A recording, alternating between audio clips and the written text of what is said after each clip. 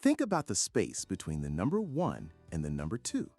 It's not empty space. It's packed with numbers like 1.5, 1.25, and 1.333 repeating forever. In fact, there's an infinite world of numbers squeezed in there. Welcome to the world of rational numbers. The word rational here doesn't mean sensible. It comes from ratio. A rational number is simply any number that can be expressed as a ratio of two integers, a fraction like a over b, where the bottom number isn't 0. This is a huge family of numbers. Even a whole number like 7 is rational because you can just write it as 7 over 1. So all the integers you know are part of the club. When you convert these rational fractions into decimals using division, only two things can happen.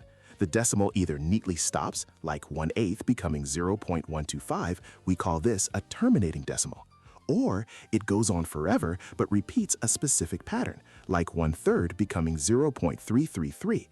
This is a recurring decimal, and we often show it with a dot or a bar over the repeating part. Now, for a bit of mathematical magic. How do you turn a repeating decimal, say 0.7 repeating, back into a fraction? There's a clever pattern. If one digit repeats, you just put that digit over a 9. So 0.7 repeating is simply 7/9. If two digits repeat, like 0.45 repeating, it becomes 45 over 99.